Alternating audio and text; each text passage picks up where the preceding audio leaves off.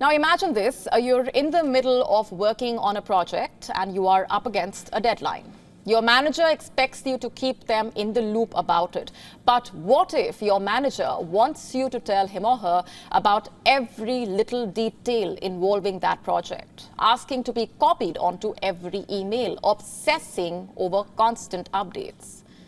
You must have come across the term micromanagement. It basically means controlling every part of a situation, even the small details. I know it does not sound like fun to be subjected to this, but can it be deadly is the question. How dangerous can micromanagement really turn out to be? What is its impact on the workers? According to a new study, workers who are micromanaged are at higher risk of heart attacks. You heard that right.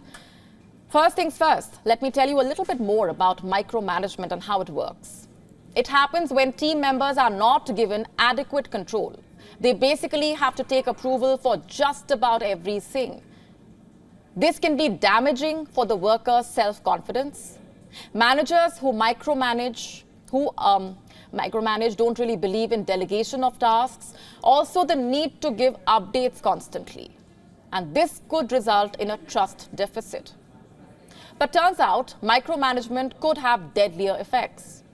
According to the research, workers who are micromanaged are at higher risk of heart attacks and strokes. Also, interestingly, if employees are given more control over their work, basically if they are not being micromanaged, then health problems become less likely.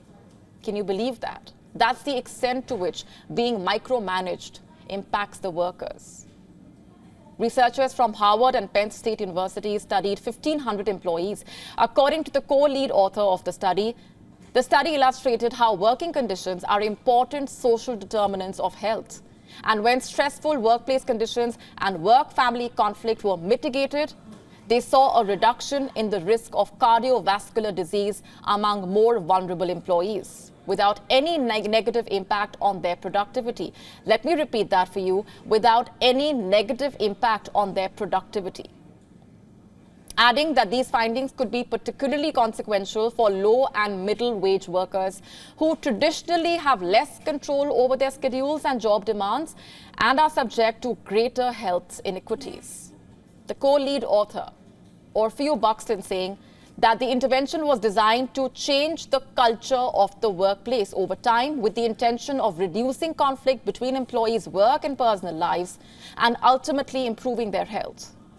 And they now know such changes can improve employee health and should be more broadly implemented. So are you being micromanaged? And how exactly does it impact you? And what should you do? First things first.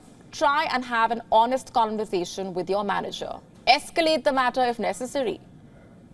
What do you make of this study and what it has to say? Write to us and let us know.